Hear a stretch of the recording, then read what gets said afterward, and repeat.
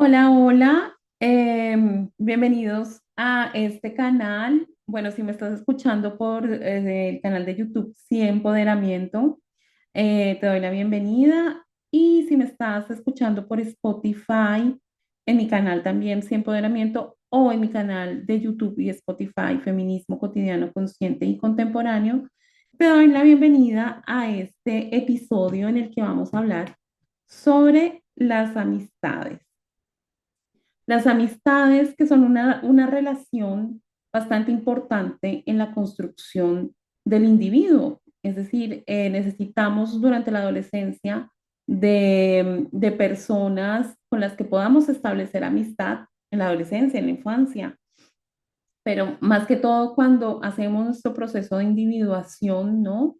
El concepto de individuación del que habló Carl Gustav Jung, en el que nos construimos como individuos, nos desapegamos un poco de la familia de origen y vamos a explorar otras conexiones también para conocernos a nosotros mismos, para conocer el mundo, etcétera.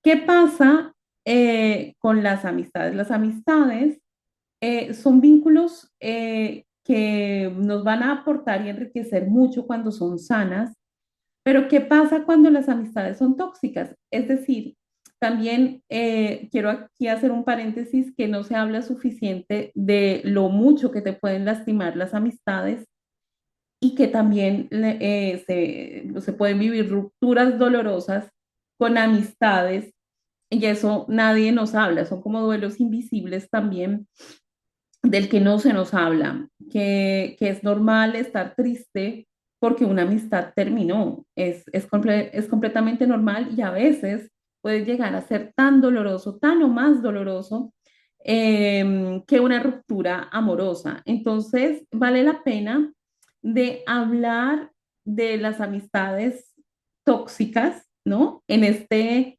episodio vamos a hablar de las amistades tóxicas. ¿Qué es una amistad tóxica? Señales, te voy a dar más o menos 10 señales para que identifiques. Vamos a ver qué tiene que ver la relación con tu mamá narcisista, narcisista vulnerable o madre, entre comillas, tóxica en la relación con tus amigas. Aquí lo voy a enfocar más que todo en amigas mujeres, ¿sí? Eh, Esto es un podcast feminista, pero es verdad que estamos en una sociedad donde hay una misoginia internalizada en el inconsciente colectivo y muchas veces, desafortunadamente, esta misoginia se va a manifestar en relaciones entre mujeres, ¿no? En amistad con mujeres, ¿no? Entonces, lo voy a enfocar ahí, pero que sepas que si eres hombre y me estás escuchando para identificar si con tu amigo hombre o con tu amiga, mujer, hombre, lo que sea, estás teniendo una amistad tóxica, que sepas que este podcast también te va a servir, ¿vale?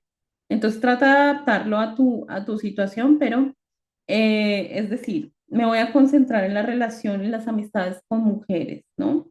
Porque ves que se dice mucho que la peor enemiga de una mujer es otra mujer, que este es un discurso bastante patriarcal, ¿no? Que normaliza la competencia y la misoginia entre nosotras, ¿no? Pero, o sea, de naturaleza, y esto han habido estudios que lo han comprobado neurobiológicamente, etcétera. Nosotras, las zonas cerebrales que rigen la empatía, la armonía, la paz en nuestro cerebro, se activan cuando estamos en compañía de otras mujeres. ¿Sí? Y esto se ha hecho en tribus, aborígenes, experimentos, etcétera. Es la sociedad patriarcal, es, digamos, la sed de aprobación, la sed por ser aprobadas en un sistema patriarcal que siempre nos va a desvalorizar o que siempre desvaloriza, que desvaloriza lo femenino, las emociones, etcétera, que entramos en estrés y entramos en dinámicas de supervivencia, de competencia con las otras, etcétera, ¿no?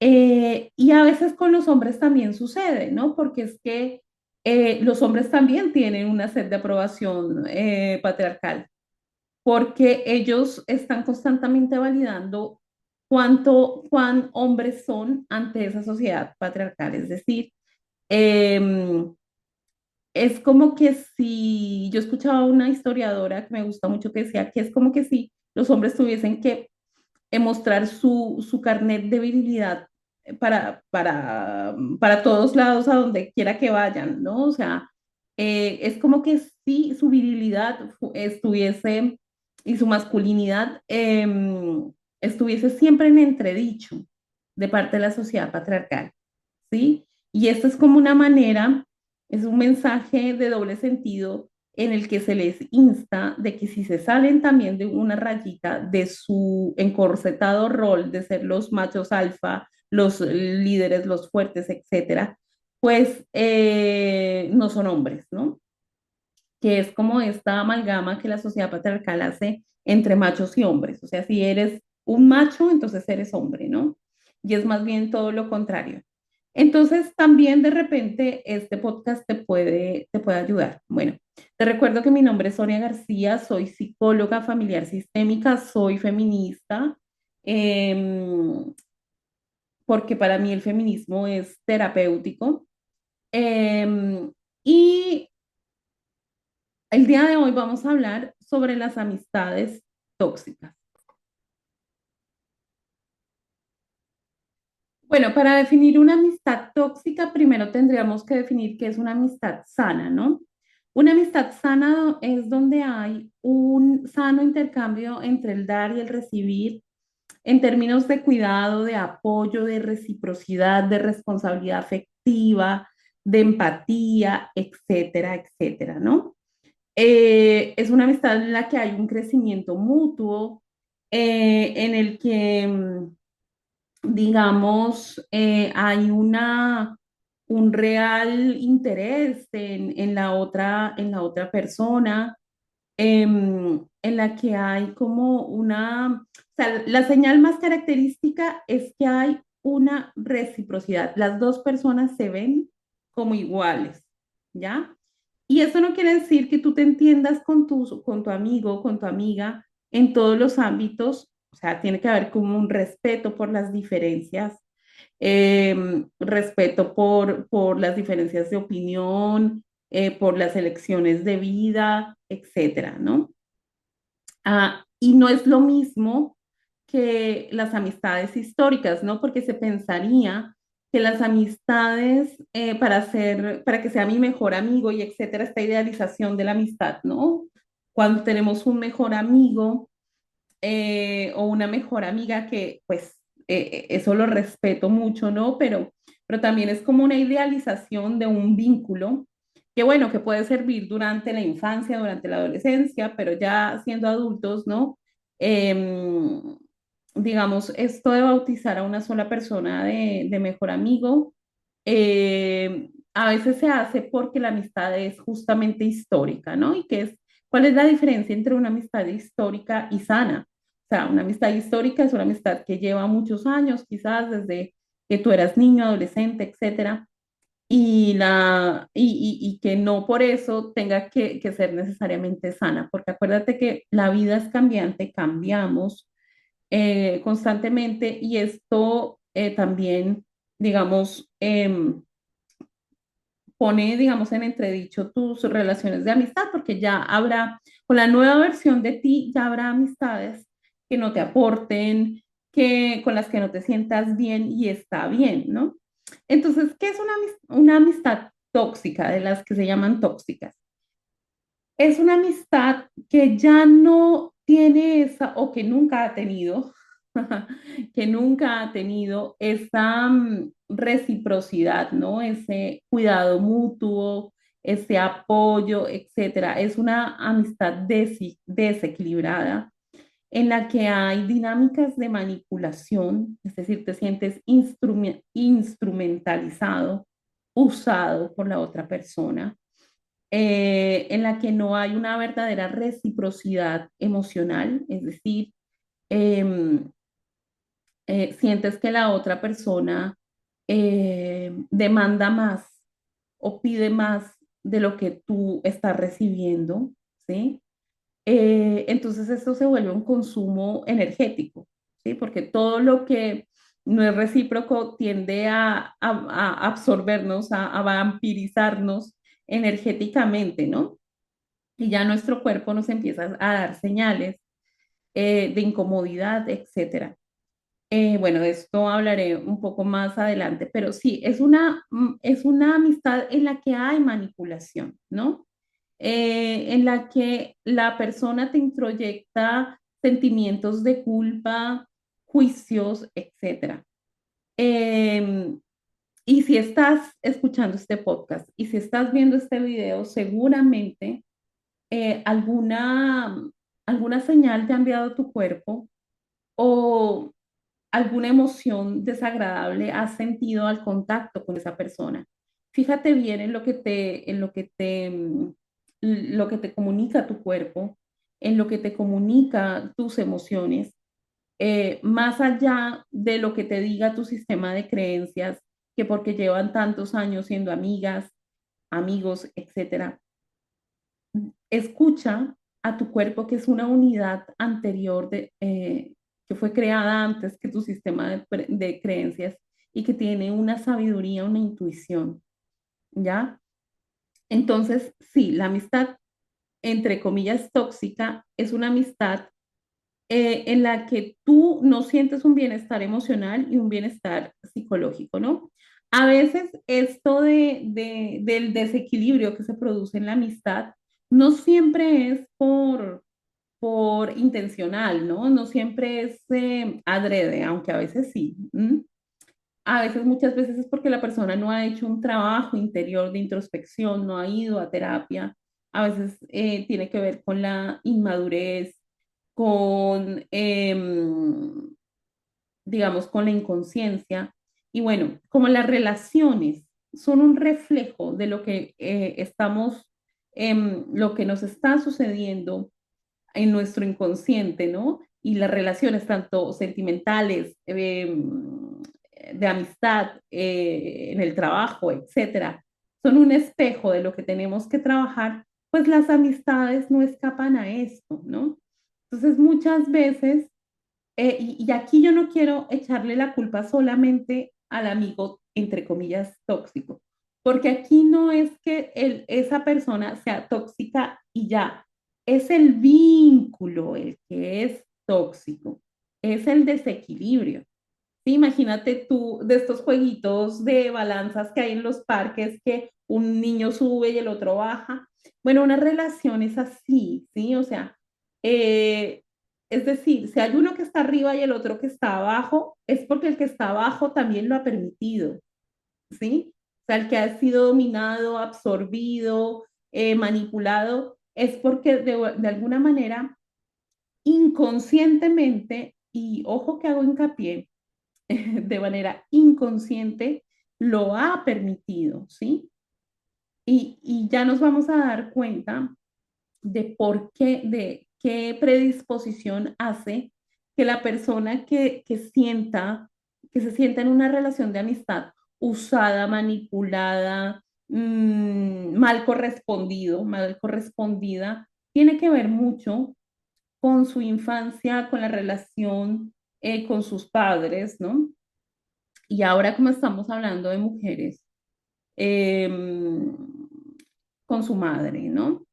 Bien, entonces, voy aquí a dar unas señales de amistad tóxica con ejemplos basadas en mis vivencias. Sabes que yo soy psicóloga, pero también soy un ser humano. Entonces voy a inspirarme de eso y también desde la psicología. Eh, eso. Entonces, bueno, la primera señal es que hay una competencia encubierta, ¿sí? O sea, hay como una, una necesidad de rivalizar contigo, Y en lugar de tratarte como un compañero, como una compañera, te trata como un aliado, como una aliada, te trata como un rival, ¿no? Entonces empiezan los comentarios comparativos contigo, ¿no? Por ejemplo, si las dos hacen natación, entonces la una va a comparar su récord con el tuyo. ¿Cuánto te dio a ti de récord? Porque yo hice no sé cuántas piscinas en tanto tiempo. Bueno, es decir, te va a hacer comentarios como para sentirse superior, ¿no? Ya sea en el ámbito del deporte, de lo intelectual, ¿no? Preguntándote qué nota sacaste en tal trabajo, en tal parcial, en ese examen. Em, Va a intentar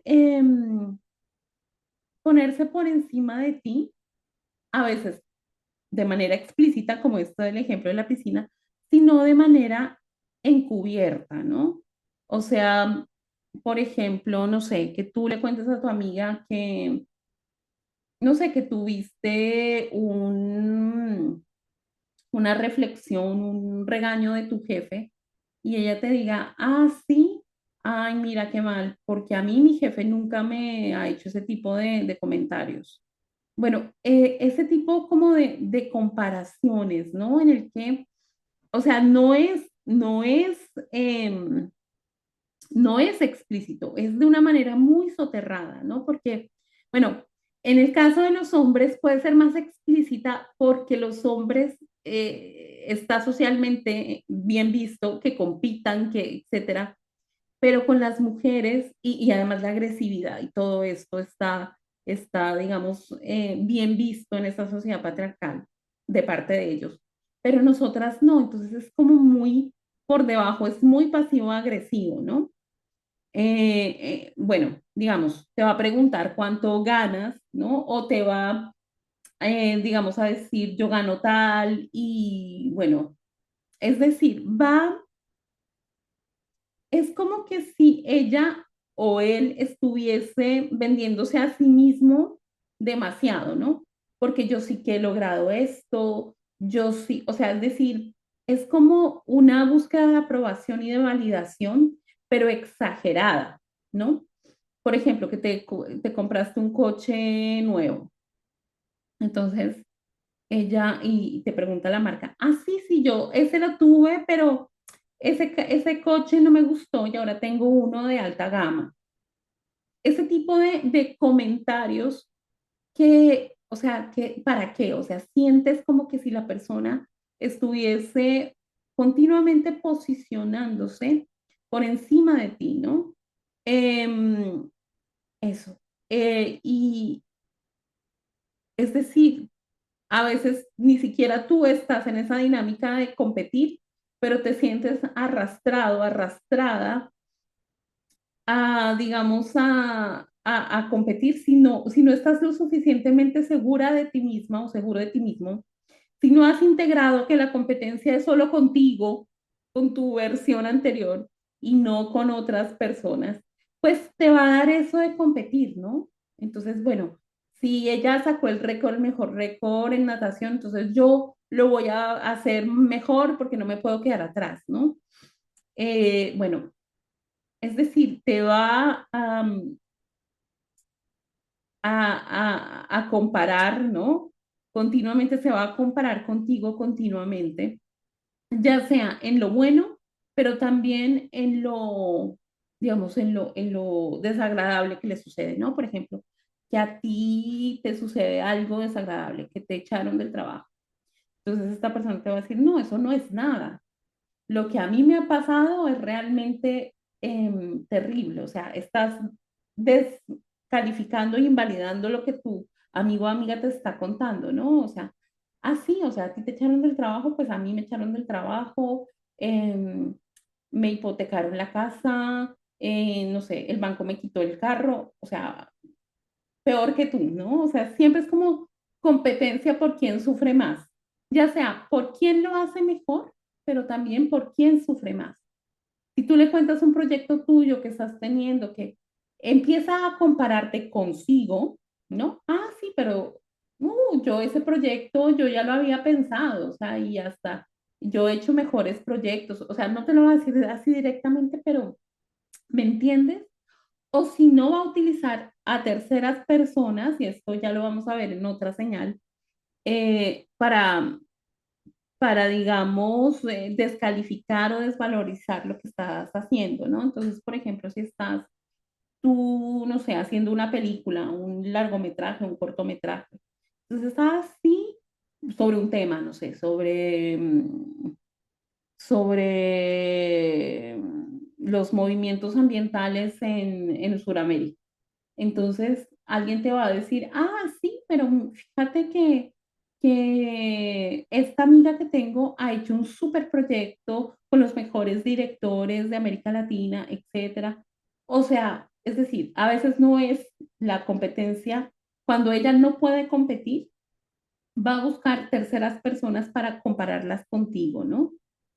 Y esto también, miren, en esta sociedad patriarcal y entre mujeres, es por la aprobación masculina, ¿no? No sé, digamos que a ti no te ha interesado nunca, pues, tener un cuerpo hegemónico, etcétera, ¿no? Pero esta persona va digamos, a sobrevalorar eso, ¿no? A decirte, ay, no, mira, yo he bajado tanto de peso y ahora tengo esta musculación y bueno, tú le dices, ay, qué bueno, excelente, ¿no?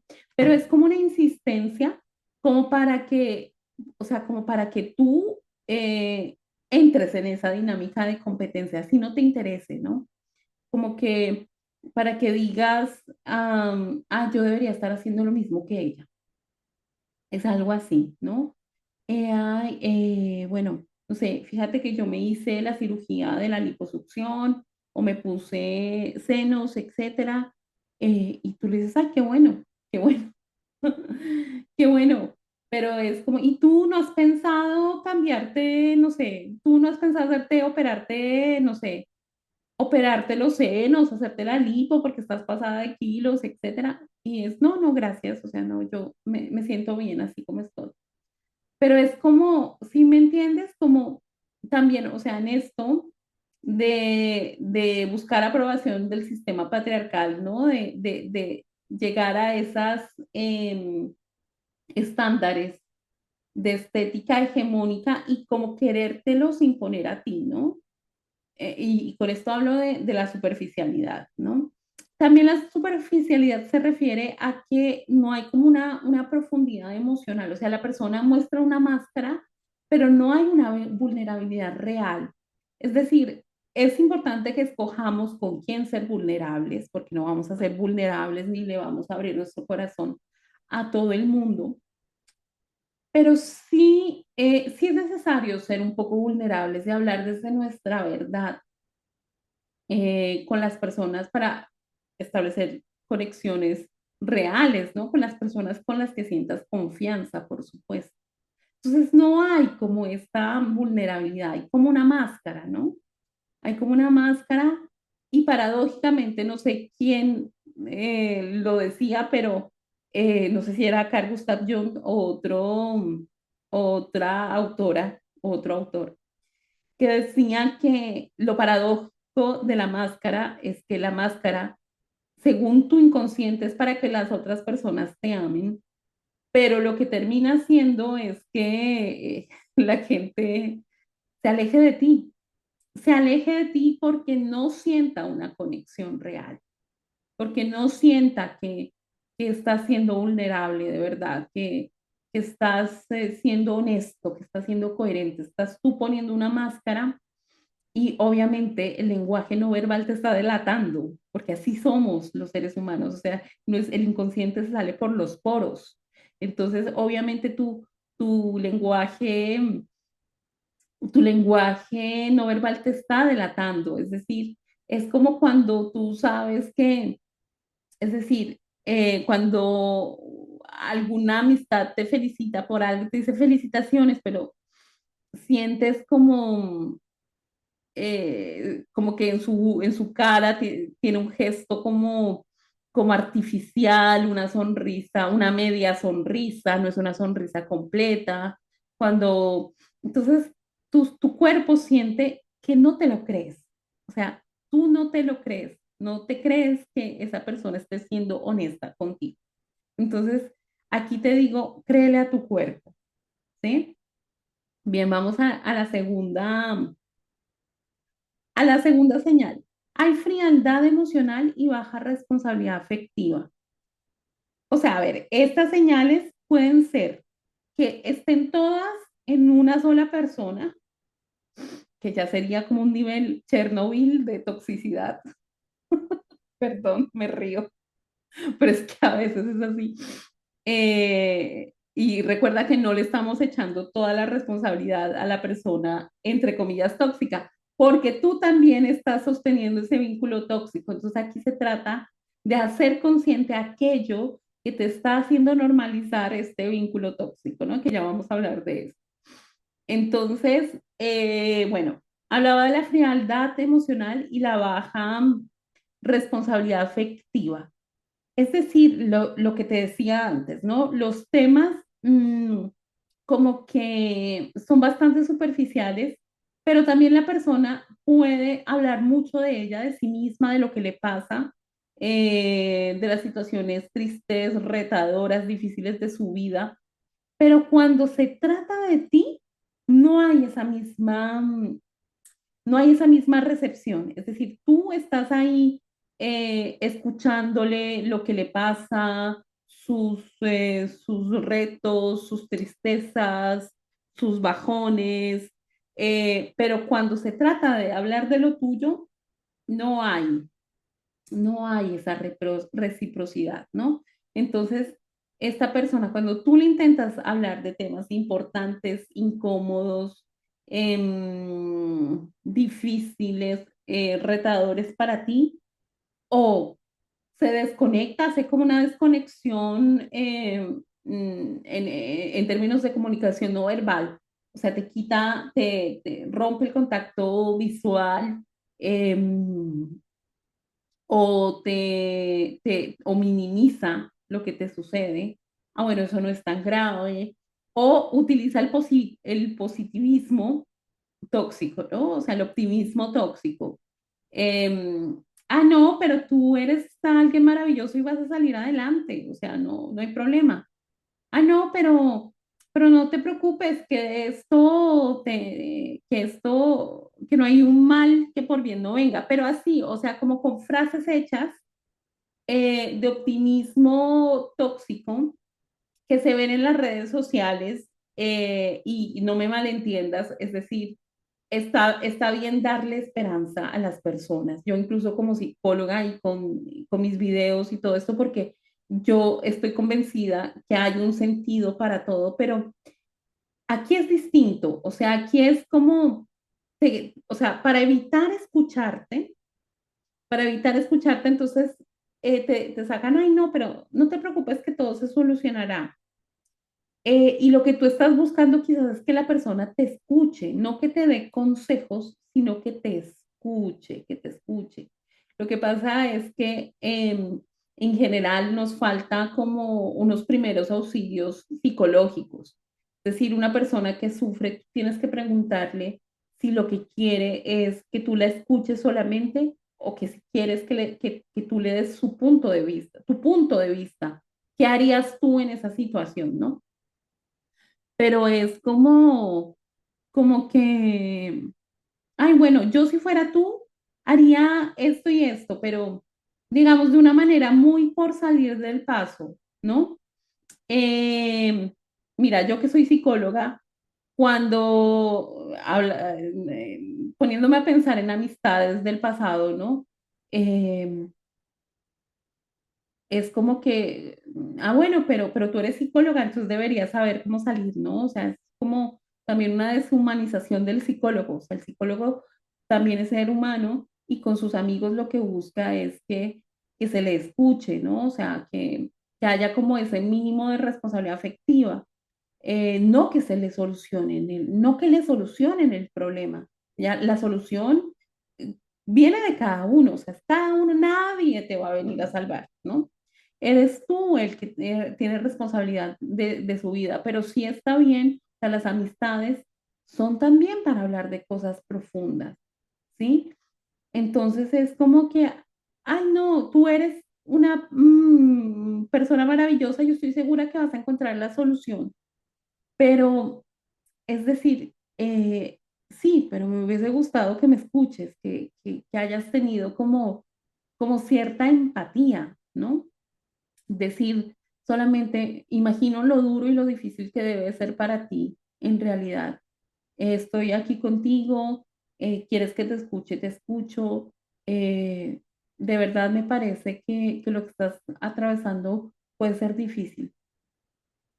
Con eso ya es tener suficiente responsabilidad afectiva. No hace falta saltar a solucionarle los problemas a la gente. La gente solo necesita conexión, que valides su dolor, ¿no? Entonces, son personas que no se hacen cargo, que no tienen esta empatía con respecto a los comentarios, ¿no? Que te hacen, ¿no? Y evitan hablar de esos temas, te van por la tangente, te hacen, o sea, te quitan el contacto visual y luego cuando retoman la conversación siguen hablando de ellos mismos.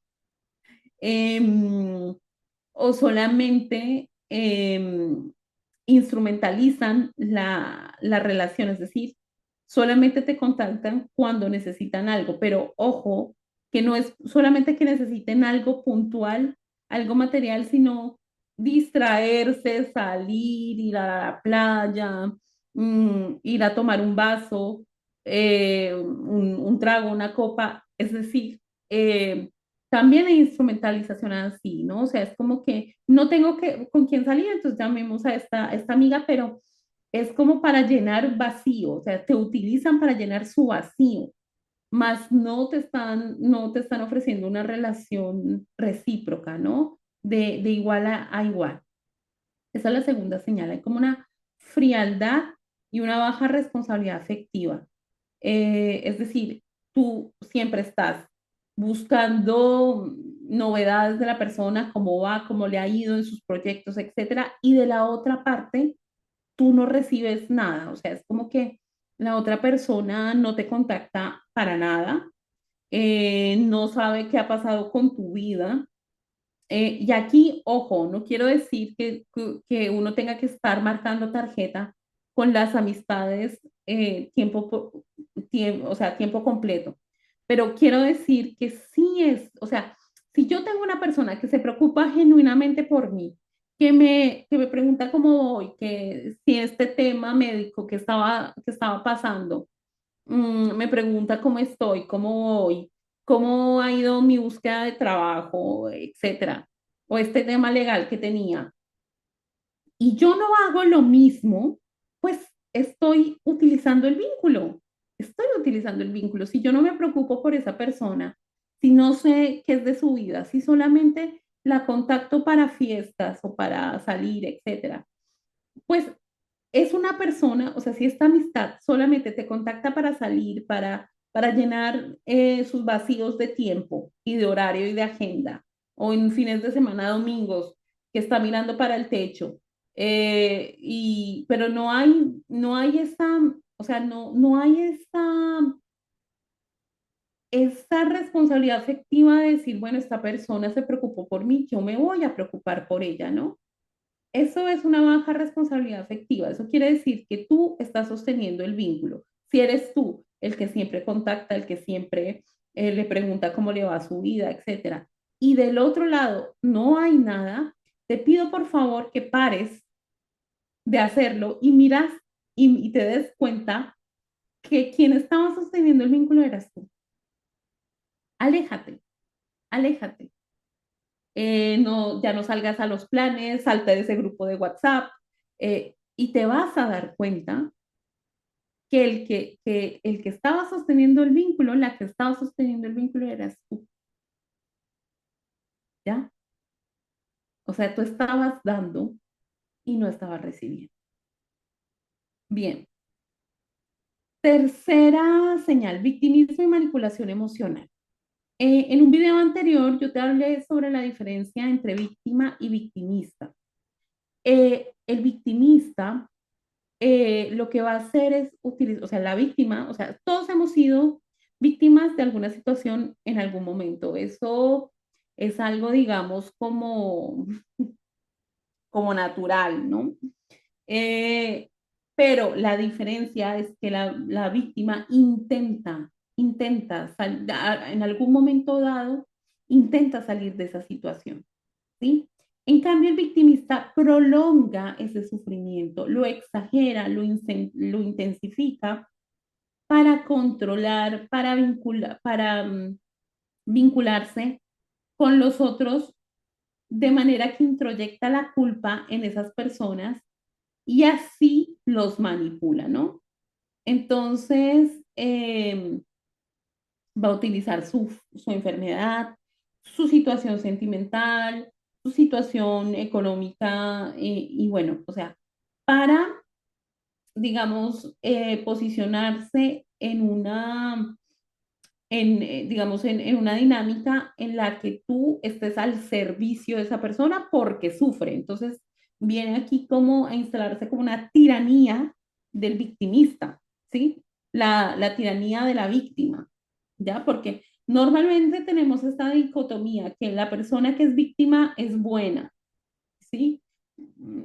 Que la persona, o sea, la persona que es víctima no es buena necesariamente, ¿sí? Porque esto de que, y también, o sea, esta división entre buenos y malos es una dicotomía que es propia del desarrollo moral y social en los niños, pero que creciendo tenemos que darnos cuenta que ninguna persona es completamente buena ni completamente mala, que todos tenemos una sombra, ¿no?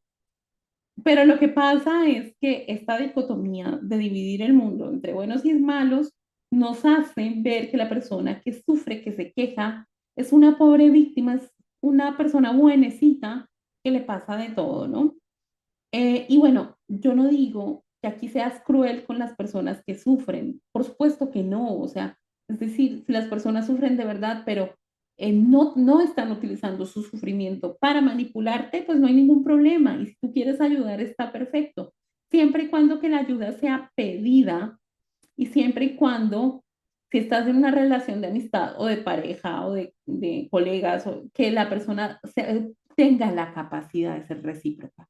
Porque si no va a tener la capacidad de ser recíproca, entonces tú vas a entrar en una dinámica de salvador, víctima con esa persona, ¿no? Ya sabes que es el triángulo de Kratman, víctima, perpetrador, víctima, perpetrador y salvador, se mueve, ¿sí? Es decir, si yo he estado salvando mucho a una persona para que esa persona me quiera, el día que esa persona no me agradezca, yo no me sienta correspondido, entonces yo voy a bascular a perpetrador, ¿no? A reclamarle, a decirle con todo lo que he hecho por ti y, o sea, también es que con los amigos victimistas, lo que sucede es que van a desencadenar en nuestro inconsciente ese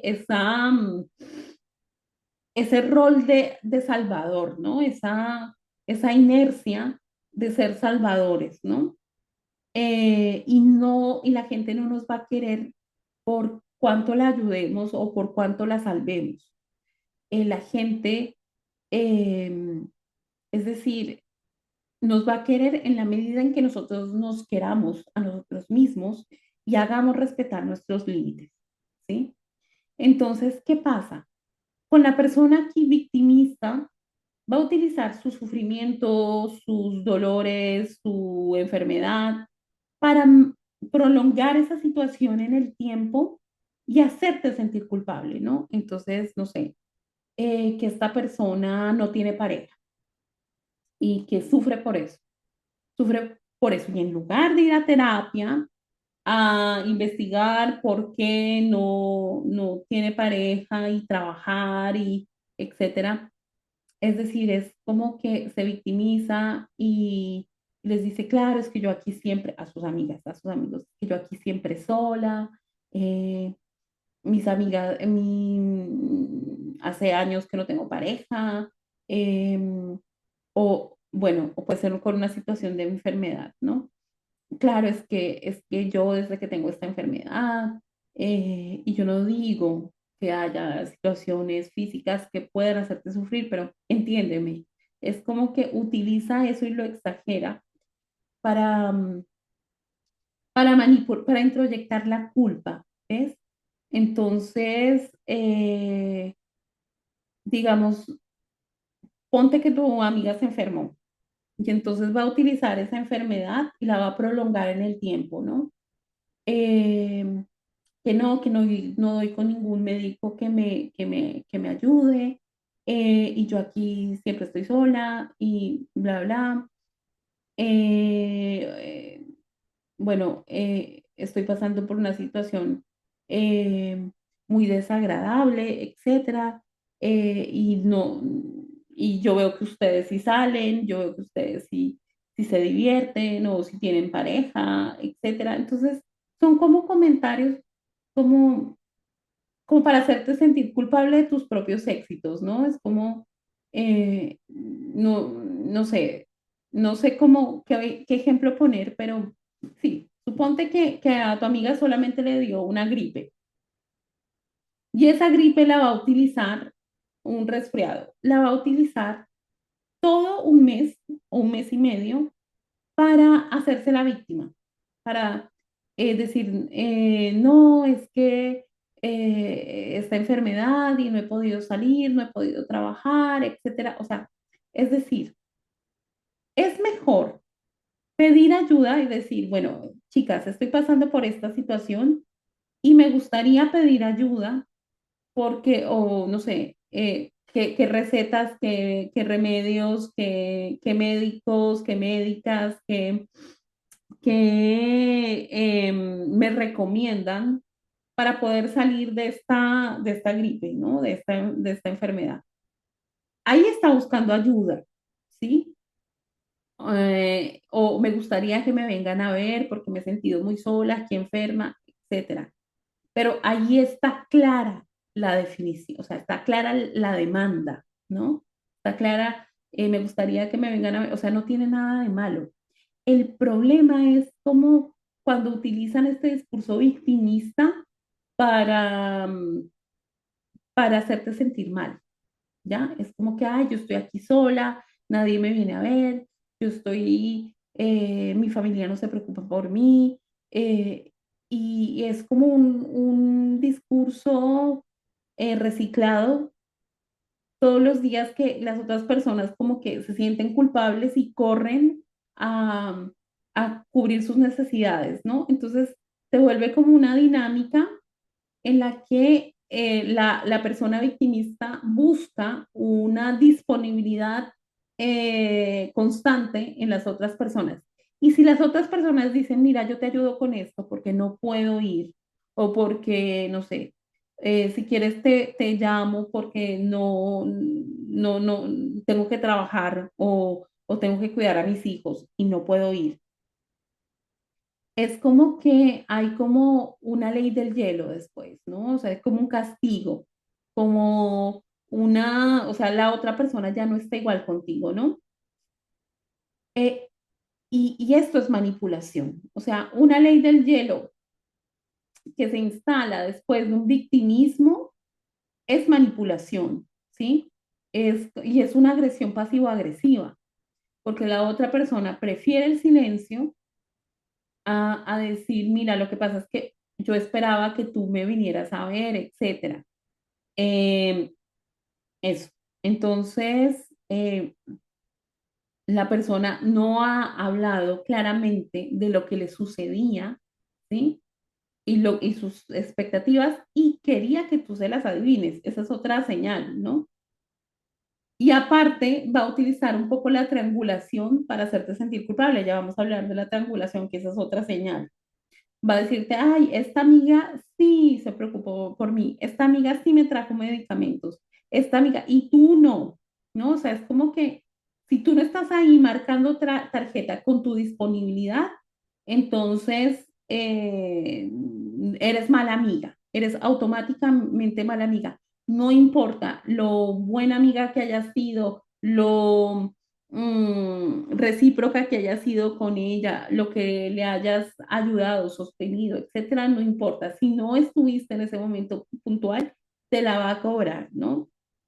Entonces, eh, o va a hacer comentarios pasivos agresivos, ¿sí? Del tipo, ay, pero tú que como siempre estás ocupada, entonces no te dije nada, no te conté. Ah, sí, nos fuimos con tales amigas a una fiesta, pero yo me imaginé que estabas trabajando como cuando yo estuve enferma, entonces, pues no me acordé de ti o no me acordé de invitarte, ¿no? Son maneras pasivo-agresivas de cobrarse el que tú no hayas estado disponible, ¿no? Entonces, estas son como perfiles muy de víctimas, de narcisistas vulnerables encubiertos, que no son estos narcisistas grandiosos que son explícitos y que se vanaglorian, ¿no? Es más que todo, son unos narcisistas que van a utilizar su sufrimiento para manipular y que van a esperar a que tú te comportes como su terapeuta, como su madre, como sí, que les llenes el vacío materno, y es que ahí tiene que ver con mamá, y ya vamos para allá. Que te conviertas en la madre que ella no tuvo, o que no, esa manera de ser maternada que ella no obtuvo de su madre, que la hagas tú. Y si tú, porque tú tienes también una vida y unas prioridades, etcétera, no estuviste disponible en ese momento, te lo cobra. ¿M? Te lo cobra con ley del hielo, con triangulación, con frialdad emocional, ¿sí? Eso.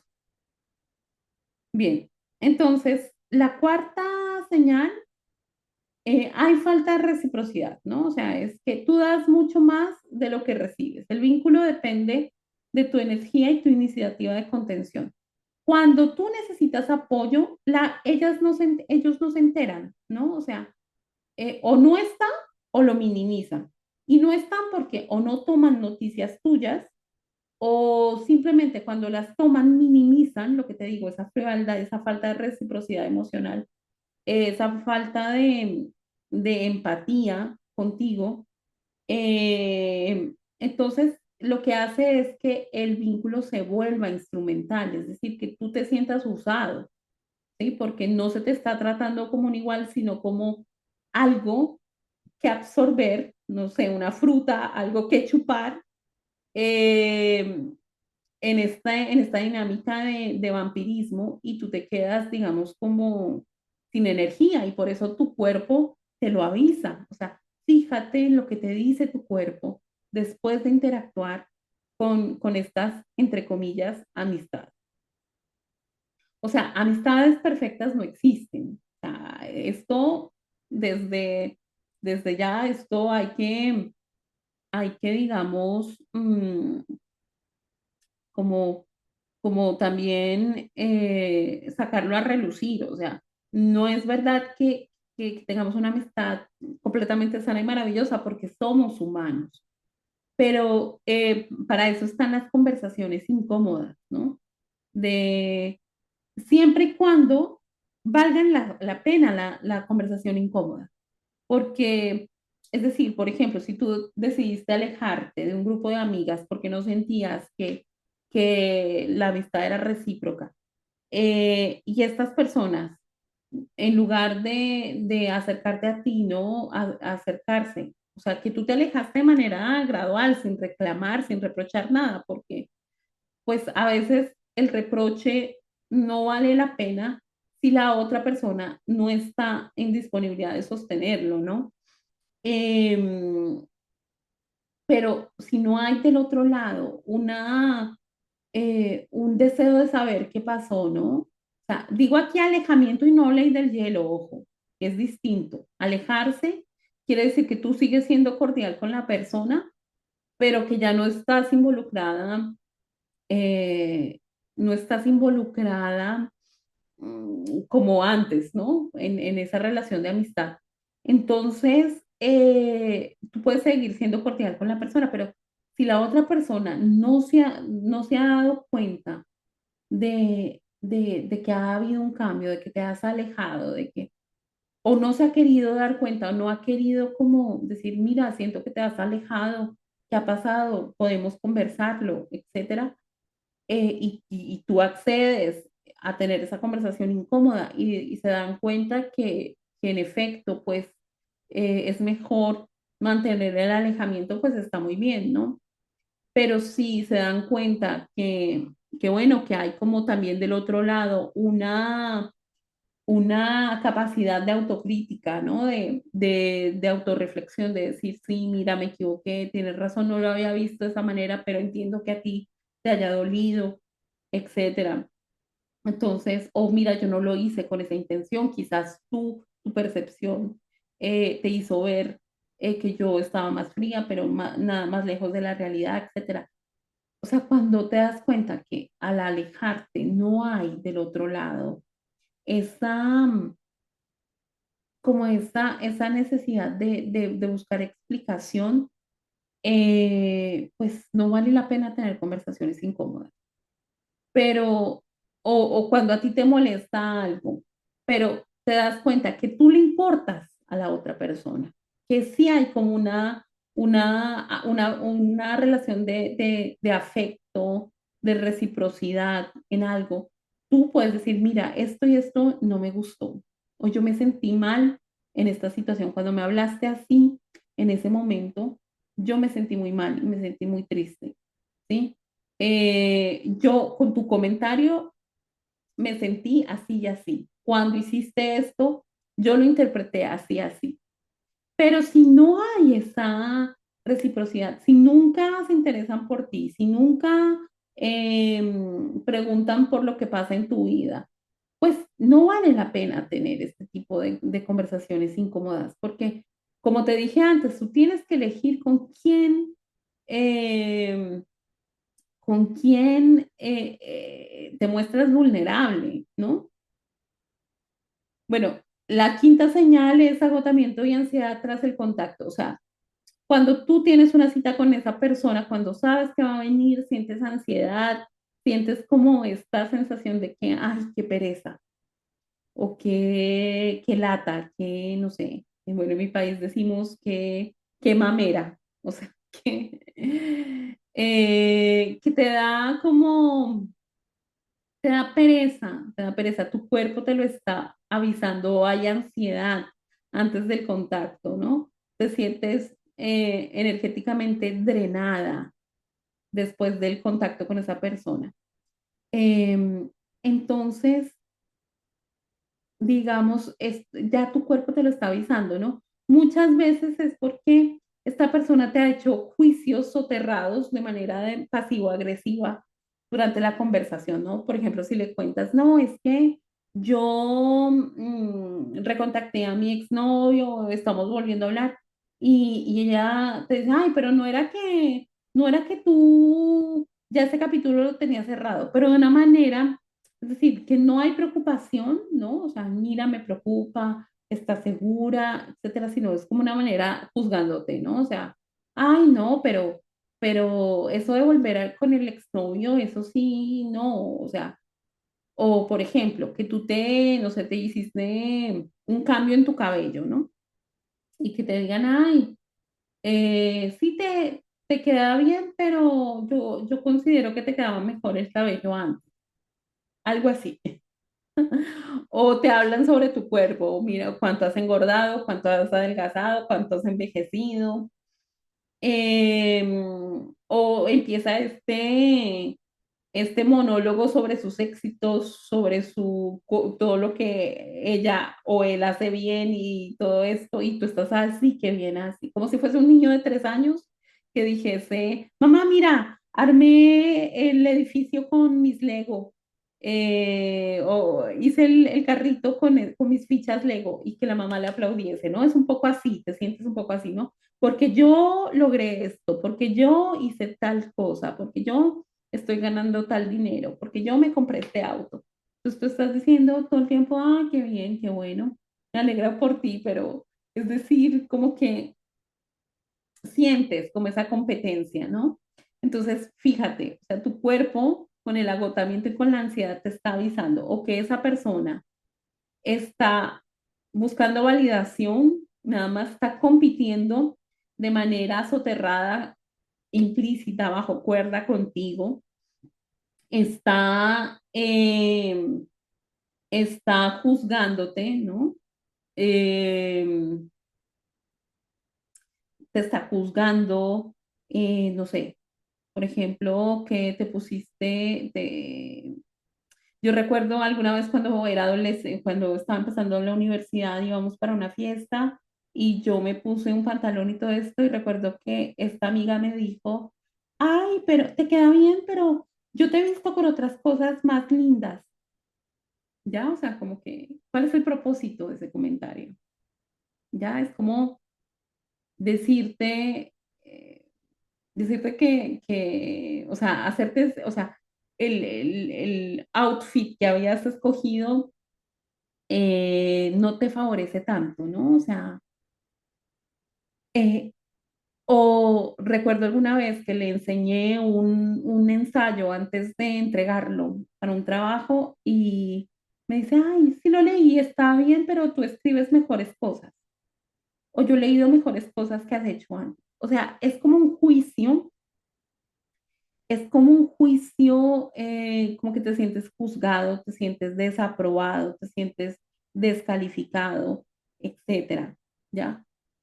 Entonces, tú te sientes drenado, ¿no?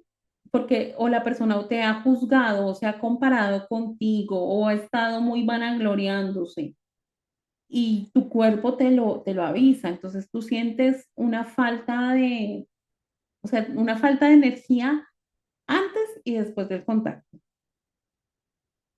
Bueno, eh, otra señal es que a veces parece muy cercana, pero hay como una distancia a veces sin explicación. O sea, no sabes si es una persona que va a estar, o sea, es como una persona inestable, ¿no? Que esto nos va a conectar mucho con el apego que tuvimos en la infancia. Entonces, tú a veces no te explicas si, o sea, no sabes realmente si es una amistad real, si es una conocida, si es por conveniencia, ¿sí? O sea, como que no acabas de sentir como una intimidad con la persona, ¿no? La séptima es la instrumentalización del vínculo, que de esto ya te he hablado antes, ¿no? La persona te va a hacer sentir como psicóloga, como salvadora, como madre, como recurso, como decoración, como sea, como guardarropas, pero es decir, no te ve como una persona, o sea, te va a ver como una fuente de energía y de recursos para absorberte, para vampirizarte, pero no te va a ver como un igual, ¿sí? Entonces, no te va a elegir por quién eres, sino por lo que tú das o por lo que le ayudas a resolver o por lo que le resuelves, ¿no? Eh, alguna vez yo tuve una amiga que, bueno, que quería o sea, que éramos amigas y quería que yo me volviese su terapeuta. Y le digo, no, o sea, o somos amigas o somos terapeuta, pero tú a una amiga no le puedes hacer terapia desde la psicología. Entonces ella bromeaba mucho con eso, ¿no? Ay, te veo como amiga o como terapeuta. En realidad me estaba viendo como terapeuta, pero lo disfrazaba de amiga, ¿ya? Entonces es eso, es que, es decir, te utilizan como para que tú les des tu punto de vista y hablo también, si aquí hay alguna psicóloga, algún psicólogo que me esté escuchando sabe esto, ¿no? Que, porque el hecho, la gente que conoce que tú eres psicólogo, y eso también le pasa a los médicos, ¿no? Que sus amigos les empiezan a preguntar qué, qué síntoma tienen en la rodilla, qué pueden hacer, o sea, que tienen estos síntomas en la rodilla, en la espalda, etcétera, y qué pueden hacer, qué medicamento, qué tratamiento, etcétera. O sea, es tu amigo, no, contigo no está siendo un médico. ¿Sí? Trátalo como amigo, no como médico. Pues con los psicólogos es igual, ¿sí? O sea, aquí yo también estoy un poco abriéndome, ¿no? O sea, merecemos un trato como humanos, no somos aquí personas que puedas utilizar para hacer terapia gratis. Ve y paga un terapeuta, ¿sí? Ve y paga un terapeuta. Pero es eso, y en el momento en que tú dejas ese rol porque te das cuenta que estás siendo instrumentalizado, entonces hay rencor, hay ley del hielo, hay la persona no está igual, etcétera. Claro, porque te has salido de esa dinámica en la que esa persona esperaba que tú fueses su madre, su tapete, etcétera. ¿Sí? La octava es falta de crecimiento mutuo. O sea, no hay como una evolución conjunta, sino que, es decir, ¿cómo te das cuenta que hay una evolución conjunta? Cuando se apoyan en la evolución, es decir, cuando esta persona, no sé, está, digamos, creciendo profesionalmente y entonces te pregunta cosas, de cómo podría mejorar, etcétera, o te pide tu opinión y tú le ayudas y todo eso. Pero tú cuando quieres también evolucionar o que esta persona te dé su punto de vista sobre un tema porque es experta, digamos que tú estás pasando por no sé, por un tema médico y esta persona, o por un, sí, por un tema médico y esta persona ya superó ese tema médico, o tú estás haciendo, queriendo hacer una formación que esta persona tiene conocimiento sobre eso y esa persona te apoya y todo esto. Entonces, hay como una evolución también, también una evolución espiritual, es decir, hay conversaciones profundas, o sea, no hay miedo a profundizar, ¿no? A hablar de la infancia, de lo que pasó con los padres, pero no para yo obtener, para que esa persona obtenga información y desde ahí destruirte, ¿no? Por eso te digo que ten mucho cuidado con quién te abres, pero sí es como para que tú le comprendas mejor, ¿no? Y tú también tienes esa posibilidad de abrirte para ser comprendida mejor. Eh, el noveno es triangulación y comparaciones constantes. Se compara con sus otras amigas, es decir, que con sus amigas sí la pasa bien, que con sus otras amigas sí se ríe, que con sus otras, en cambio tú siempre, no sé, siempre seria, en cambio con sus otras amigas sí se ríe, o con sus otras amigas sí va a conciertos de ese tipo de música que le gusta y contigo no. Que sus otras amigas sí le han ayudado, sí han estado ahí para ella, en cambio tú no, aunque esa persona no te pidió ayuda, quería que tú le adivinases, o tú pusiste el límite y esa persona no lo entendió, ¿no? Entonces usa a terceros como parámetro de lo que debería ser para ella, ¿sí? Y para hacerte sentir mal, para hacerte introyectarte la culpa, eh, y para que tú entiendas que tienes que comportarte como esas otras terceras personas para ganar su afecto, para ganar su amor, ¿no? O sea, no te está eligiendo a ti de manera genuina, sino que está, digamos, como haciendo que participes en un concurso que tú no tenías ni idea ni ganas de participar, etcétera. El décimo es, esta persona espera que tú te anticipes a sus necesidades.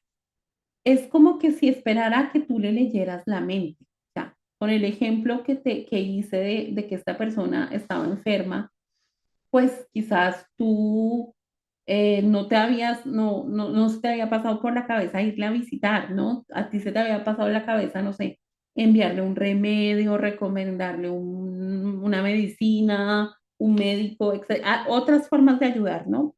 Pero esta persona esperaba secretamente que le fueses a ver. Entonces no expresa claramente lo que necesita y te culpa si no lo adivinas. Entonces es como que si se pone esa persona, se infantiliza, porque los únicos que se anticipan a las necesidades son los padres con los niños, cuando son niños, ¿ya?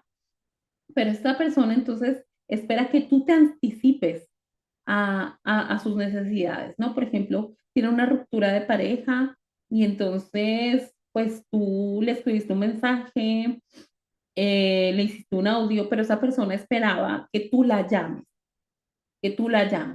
o falleció alguien querido en tu entorno y esa persona te escribió un mensaje de texto con las condolencias, pero tú esperabas que esa persona vaya a tu casa y te dé las condolencias, ¿no? Entonces, es decir, y la otra persona se enoja, ¿no? O sea, la persona está enojada y tú no sabes por qué, tú no sabes por qué está enojada. Eh, y cuando le preguntas, esa persona dice, ay, no, no lo sabes. Y tú dices, no, pues no sé por qué estás enojada. Ay, pues es que deberías saberlo, ¿no? Esto pasa mucho con las parejas también, ¿no? En el que uno de los miembros de la pareja como que espera que el otro le lea la mente, ¿no? Es como, por ejemplo, si están de aniversario y él le trae un ramo de rosas, pero ella esperaba, o sí, ella o él esperaba que una invitación a un restaurante, etcétera, y se enoja porque solamente obtuvo el ramo de rosas. Entonces se enoja y él le pregunta, pero ¿por qué estás enojada? ¿O por qué estás enojada? Y dice, no, pues es que esto es nuestro aniversario, como mínimo deberíamos tener una salida a un restaurante. Pero o sea, pero la persona nunca habló de este deseo, de esta necesidad que tenía, ¿no? Era el otro el que tenía que adivinar. Pero es que me parece el colmo, es que deberías saberlo. Si me conocieras, deberías saberlo. No, no. Ni en la amistad ni en la pareja, el otro te tiene que leer la mente. O sea, ni en la amistad ni en la pareja, el otro no tiene por qué anticiparse a tus necesidades. Si tú no las comunicas, el otro no tiene por qué adivinarlas. No pongas en el lugar de padre o madre a tu amiga, a tu amigo, etcétera. Bueno, estas son como las 10 señales para identificar una amistad tóxica. Bueno, entonces aquí vamos a ir a ver la parte de ti que te ha conectado con esa amistad, porque como te decía, no es que el amigo sea tóxico y tú seas un alma elevada, un ser espiritual, un ser de luz que no tenga responsabilidad, ¿no? Tú tienes ahí una responsabilidad, ¿no? Y la responsabilidad a veces viene por la sobreempatía, es decir, la empatía tiene que tener límites y equilibrio, o por la culpa patológica, ¿sí? Y esas dos son las que te juegan malas pasadas a la hora de establecer amistades, ¿no? Y ya te voy a explicar de dónde viene. Estas amistades tóxicas a veces se prolongan en el tiempo porque van a ser como un espejo, un reflejo de un vínculo traumático que tú tuviste en la infancia, ya sea con un padre o con una madre narcisista, ¿sí? Em, Como hemos hablado del tema de las madres narcisistas y tóxicas, entonces quizás pues lo voy a hablar más como en términos de la madre, pero que sepas que con el padre también sucede, ¿no? Bueno, entonces el vínculo traumático es un vínculo en el que el niño ha comprendido que tiene que anteponerse, o sea, tiene que anticiparse a las necesidades de su padre y de su madre, ¿no? Em, digamos, quizás ha vivido en un contexto emocional de abuso, de violencia, y esas figuras que se esperaría que cuiden de él, que lo nutran emocionalmente, son las personas que lo maltratan, lo instrumentalizan, lo utilizan, lo abusan, lo violentan, etcétera, y que esta violencia, por supuesto, también viene seguida de momentos de amor, de love bombing, de que el padre o la madre sí están presentes, etcétera. Y entonces esto causa como una montaña rusa emocional en el que el niño va a normalizar en ese contexto de inestabilidad emocional en el que hay ciclos de acumulación de tensiones, explosión de la violencia y bomba de amor, es donde prospera su vida. Y inconscientemente va a buscar relaciones, ya sea de pareja o ya sea de amistad, para, como para seguir sobreviviendo, ¿no? O sea, porque su inconsciente le ha hecho entender que en ese contexto y con ese tipo de relaciones, donde hay esta inestabilidad, esta montaña rusa emocional, es donde prospera su vida, ¿no? Entonces son personas eh, que van a justificar al amigo, a la amiga, a la pareja que le está maltratado, ¿no? Es que seguro tuvo un mal día, es que seguro ha tenido problemas en el trabajo, es que, bueno, me gritó, me golpeó porque, bueno, esto pasa mucho en la violencia de género, ¿no? Me golpeó, me maltrató porque fue maltratado cuando era niño. O sea, hay como una manera de justificarlo, ¿no? Y entonces, estas justificaciones, la víctima las hace porque tiene una culpa patológica, ¿sí? O sea, se siente sobreculpable, ¿no? Sí, o sea, es como estas personas que son maltratadas y que dicen, no, es que me golpeó, pero porque yo hice esto, ¿no? O porque yo no le tuve la comida lista a la hora que él quería. O sea, se echan la culpa, se responsabilizan. Y esto muchas veces es porque han estado sometidas a la técnica de manipulación Darbo, ¿no? Que ya he hablado en el video de Gaby Petito, te hablo sobre el Darbo, ¿no? Deny, attack, reverse, victim, and la O, no me acuerdo de qué es, de opresor. Bueno, pero es como, es decir, el darbo consiste en revertir el rol de víctima y culpable, es decir, que la persona que ejerce la violencia se haga la víctima para hacer sentir culpable a la persona que recibe la violencia, ¿no? Eso lo vimos con el caso de Gaby Petito, ¿no? Entonces, aquí lo que sucede es lo mismo, o sea, es la otra persona la que está agrediendo, ¿sí? Y la persona que está en un vínculo traumático la va a justificar y va a decir, no, es que es mi culpa, es que, o sea, es la otra persona la que le está agrediendo, pero es la víctima la que se va a autoinculpar, se va a echar la culpa, ¿no? Esto viene de una culpa patológica que se ha creado en la infancia y es por estar en contacto con algún padre narcisista, ya sea narcisista grandioso, narcisista encubierto, vulnerable, en el que al niño se le hacía sentir culpable y responsable como chivo expiatorio de lo que sucediera en casa, ¿no? Es como que, ay, mira todo lo que le hace sufrir a tu mamá, ay, mira, recuerdo a alguna vez una paciente que me decía que la mamá había estado enferma y ella había sacado malas calificaciones y el papá la hacía sentir culpable por las malas calificaciones porque eso la iba a hacer enfermar más a la mamá, ¿no?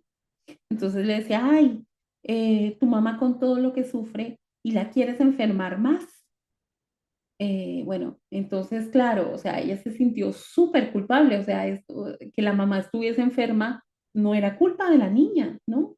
Y si la niña tenía estas calificaciones, también era responsabilidad de los padres, porque ella era solo una niña, ¿sí? Entonces, claro, ella tiene horror de que su mamá se enferme y horror de enfermarse ella, ha desarrollado hipocondría, etcétera. Entonces, mira de dónde viene, o sea, ella tiene una paranoia de que su mamá se muera en cualquier momento y siempre está anticipándose a sus necesidades, o sea, que hay un vínculo traumático en toda regla, ¿ya? Entonces, es eso, o sea, hay un vínculo traumático y ¿qué sucede? ¿Qué pasa?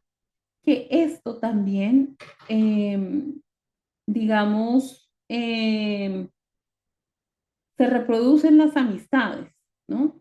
Es decir, la otra persona es fría contigo, no es recíproca contigo, es victimista, te hace ley del hielo, hace comparaciones, te triangula, te pone en competencia, te hace ley del hielo, como comentarios pasivo-agresivos y todo eso, y tú vas a justificar, ¿ya? Y lo que te hace justificar no eres tú, no es tu parte sana, porque lo que sucede en el trauma es que, o sea, el trauma no es el hecho, lo que ocurre, sino lo que quedó dentro de ti a raíz de eso que ocurrió, ¿no? O sea, no se trata, como dice Van der Kolk, no se trata de lo que sucedió, sino lo que sucede dentro de ti como resultado de aquello que sucedió, ¿no? Y el trauma es un evento bastante estresante en el que el individuo no tiene recursos, ni cognitivos ni psicobiológicos para hacerle frente. Entonces lo que sucede es que hay como una división, ¿no? Está la parte sobreviviente, la parte herida, la parte sana.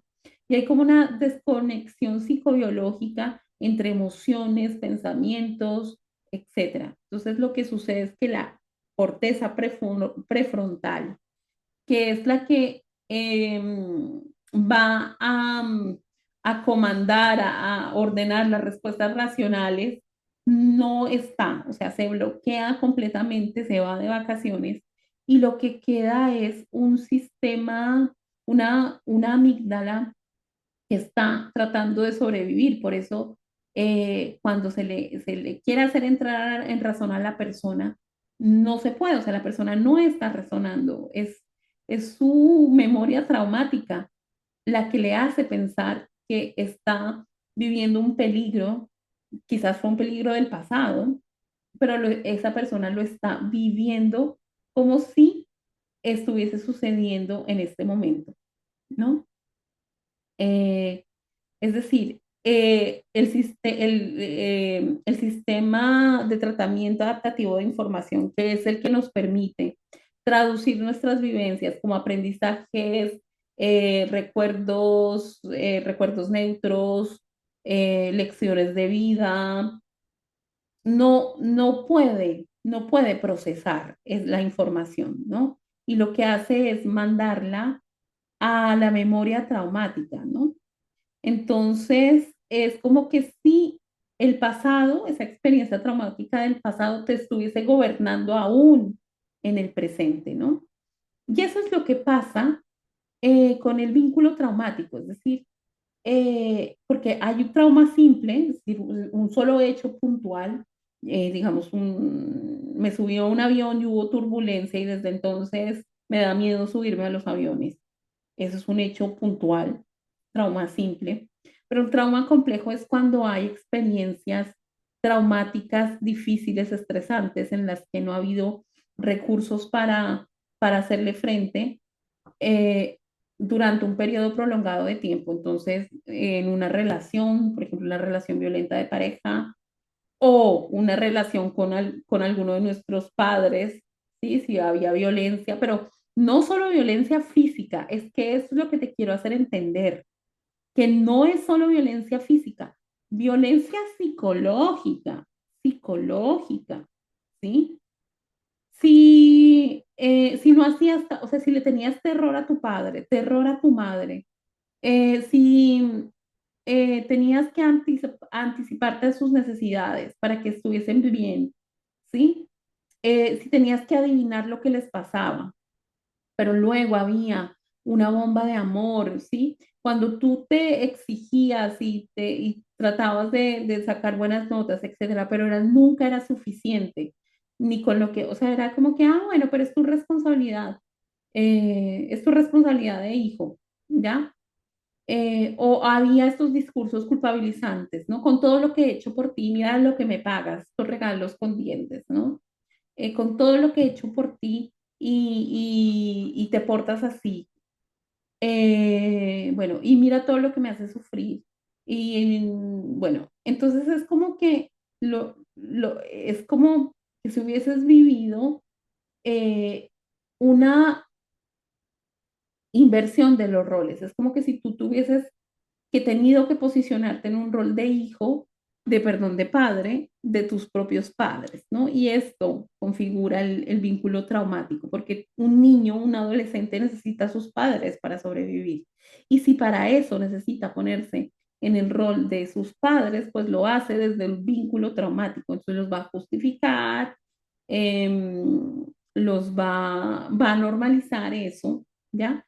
Y van a ser sus otras relaciones las que lo muestren, ¿ya? Sus otras relaciones de pareja y de amistad que se los muestren, ¿no? Entonces, por ejemplo, cuando es un vínculo traumático madre-hija, ¿no? Conectándolo con el tema del último episodio, hay una parentificación, ya sea física, pero también emocional. Es como que la hija le escucha cuando, mira, o sea, la hija es una niña o un adolescente que no tiene todavía los recursos emocionales para sostener a su madre, pero es como que si ella tuviese que convertirse en la contenedora emocional del malestar materno, ¿no? O sea, ella aprende que su valor está en cuidar al otro, más no ser cuidada, ¿ya? Entonces aprende que su valor está en ser salvadora madre de su madre, ¿no? Esa es la primera característica del vínculo traumático. Fusión e invisibilización, es decir, la madre espera que la hija la contenga emocionalmente. Perdón, voy a tomar agua.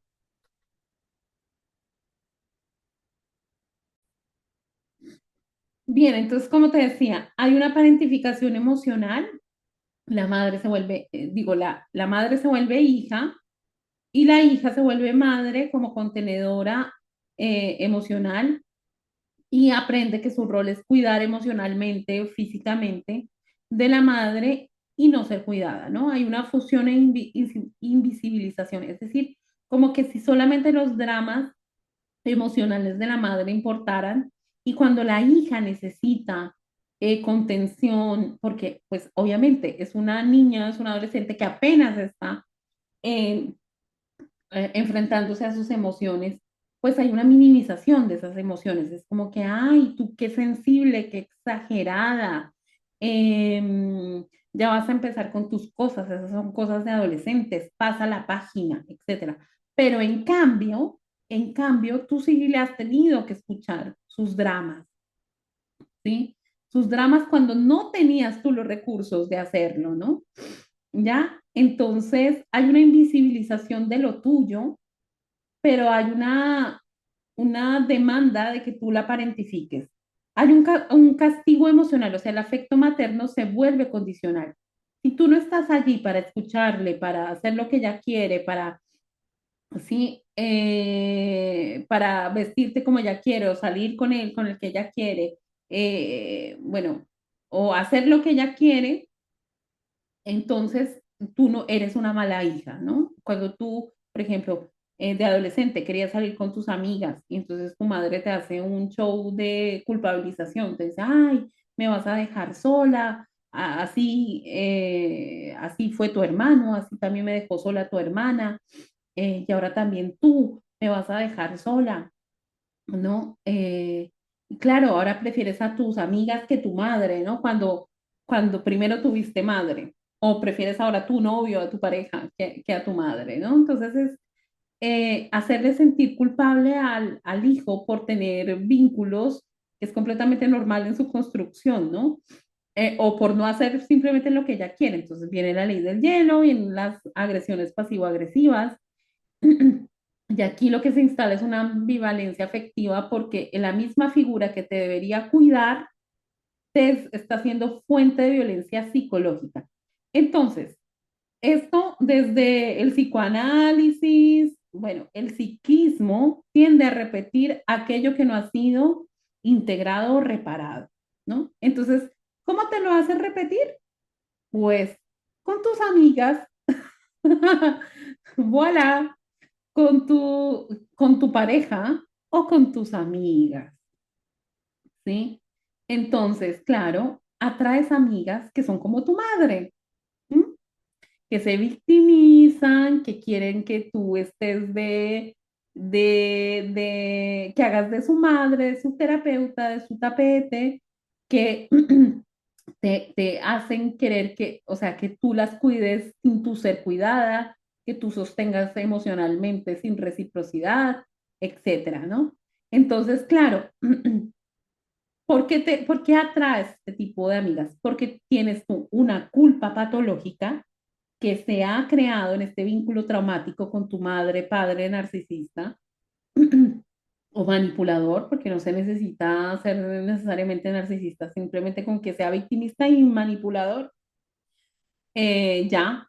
Entonces, es esa culpa patológica que se te ha entrenado por años tener y esa sobreempatía, que la empatía tiene límites, es decir, eh, tú puedes ser empático con otra persona siempre y cuando eso no sobrepase tus límites. Por ejemplo, sí, yo, por ejemplo, trabajo los sábados, ¿no? Yo trabajo los sábados, veo muchos pacientes el día sábado. Y alguna vez alguna amiga me ha escrito un sábado para que le ayude con algo, ¿no? Entonces le digo, mira, los sábados no, porque estoy muy cansada, ¿sí? O sea, podemos hablar el lunes, el martes, lo que quieras, pero un sábado un sábado en la noche yo lo que quiero es divertirme, ver videos cómicos o hacer cualquier otra cosa que no sea trabajo, ¿sí? Trabajo en psicología me refiero. Entonces, es decir, es mi manera de poner mi límite, ¿sí? Es mi manera de poner mi límite. Entonces, si yo cayera en una sobreempatía, yo dijera, ay, no, tengo que escuchar a mi amiga a las 3 de la mañana, a las 4 de la mañana, cuando ella lo necesite, porque la amo, porque la adoro. No, o sea, pues querer mucho a una persona, pero eso no te impide a ti quererte a ti misma, quererte a ti mismo y poner un límite, ¿no? Entonces, claro, o sea, el vínculo traumático lo que hace es que tú también normalices esa frialdad, justifiques consciente e inconscientemente a tus amigas que digas, pobrecita, cómo sufre, o normalices, ¿no? Normalices su frialdad. Claro, es que con la historia que tuvo, con la madre que tuvo, etcétera. Yo, no pasa nada porque la pobre, esa infancia que tuvo y todo esto, y sigues ahí normalizando una violencia psicológica hacia ti, ¿ya? Y ese es el vínculo traumático. Y aquí lo que debes es poner límites y alejarte, decir, no puedo, no quiero, o alejarte sin dar explicaciones, sin dar muchas explicaciones.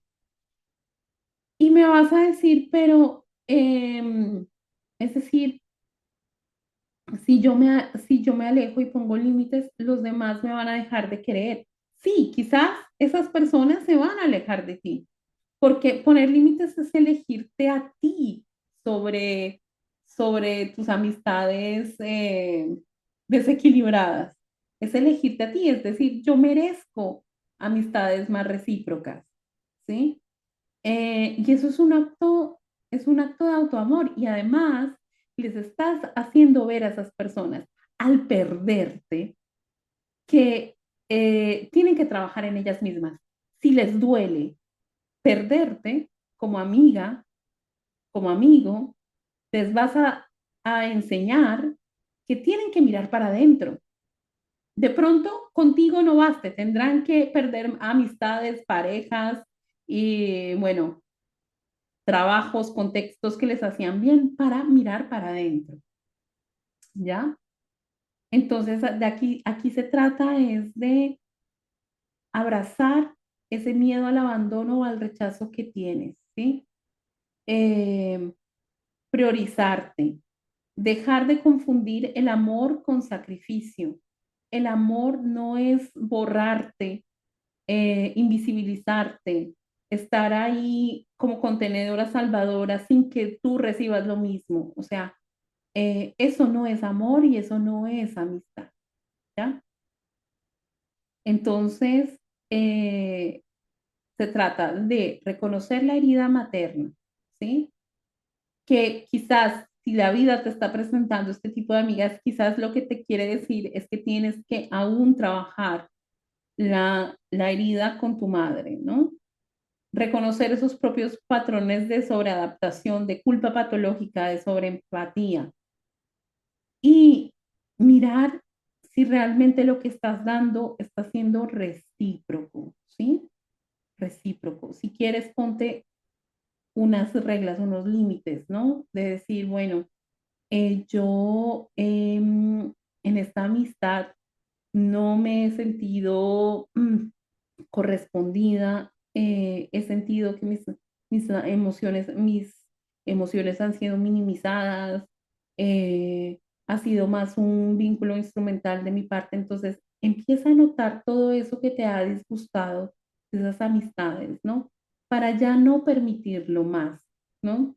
Para poner límites más rápido, sin culpa, cuando empieces tú a identificarlo, ¿no? Porque claro, o sea, la sororidad y la amistad equilibrada entre mujeres es que nos veamos como iguales, no es que nos veamos las unas a las otras como madres potenciales para suplir carencias que nuestra madre no hizo. O sea, una mujer sana lo que intenta es auto autoproveerse esas necesidades para no estárselas encargando a sus amigas, ¿sí? Eh, eso. Entonces, mm, digamos, vincularte con tus amigas desde la adulta y no desde la madre de tu madre o desde la niña que busca a través de sus amigas ser maternada. Bien, bien. Bueno, espero que este episodio te haya gustado. Si es así, regálame un me gusta. Suscríbete a mi canal, a mi podcast, déjame un comentario, cuéntame qué opinas allá abajo, etcétera. Bien, nada, te deseo un excelente día y nos vemos en mi próximo episodio. Adiós.